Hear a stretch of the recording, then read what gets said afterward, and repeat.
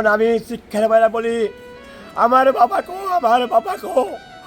আজ আমার বাবাই কি করছে আমার বাড়িতে গরু বাছুর আছে ধান আছে আমি ধান মাইসে দিয়ে দিছি আজকে গরিব মানুষ তোমরা খাওয়া আমার ধান মান কিছু লাগবো না। সকাল 6:30 ঘটিকার সময় রামপুর এলাকা থেকে গ্রাম পুলিশ ফোনের মাধ্যমে জানায় যে স্যার রামপুর কোকরাইল গ্রামে রায়হান নামক একটি ছেলেকে হয়েছে। সংবাদ প্রাপ্তির সাথে সাথে ঊর্ধ্বতন কর্তৃপক্ষকে অবহিত করে আমি আমার অফিসার ফোর্স সহ দ্রুত ঘটনাস্থলে রওনা দেই।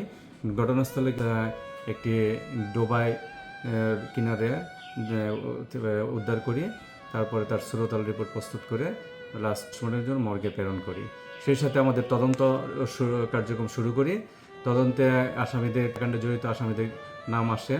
তো প্রণতন্ত্রের লাশ প্রাপ্তির পর লাশে ভিকটিমের বাবা বাদল মিয়া এসে অভিযোগ দায়ের করিলে 6 তারিখ 1:10 ঘটিকার সময় মামলা রুজু হয়।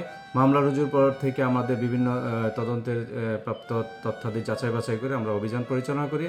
অভিযান পরিচালনা করে আমরা অত্র মামলার 2 নম্বর আসামি ইব্রাহিমকে গ্রেপ্তার করতে সক্ষম হই এবং তাকে গ্রেপ্তার করে তার দেওয়া তথ্যের ভিত্তিতে বিভিন্ন জায়গায় অভিযান পরিচালনা করে অভিযান পরিচালনার শেষে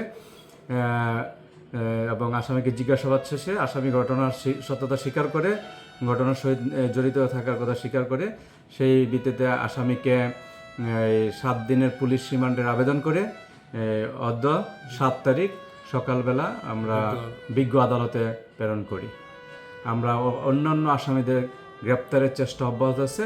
মোস্ট আমাদের মামলাটা হওয়ার পর আমরা 15 ঘন্টার ভিতরে আসামিকে গ্রেপ্তার করতে সক্ষম হই এবং অন্যান্য আসামিদের গ্রেপ্তারের ব্যাপারে তাকে নিয়ে বিভিন্ন জায়গায় অভিযান পরিচালনা করি। ধন্যবাদ।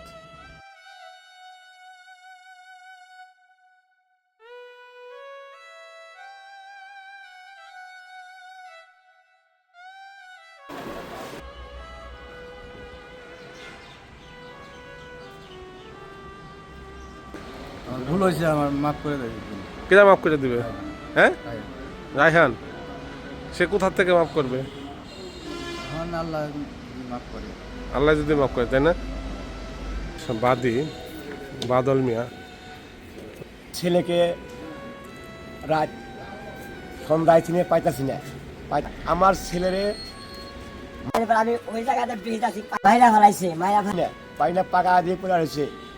তখন আমি শিক্ষার বেলা বলি আমার বাবা কো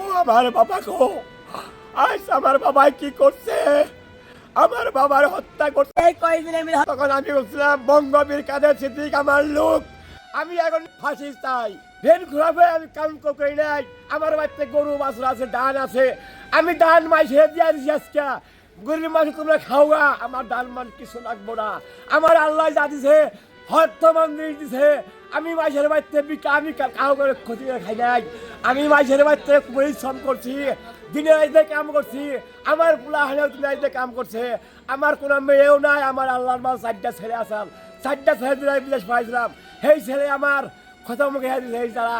তারপর আমি সুস্থ, আমি ফাঁসি চাই।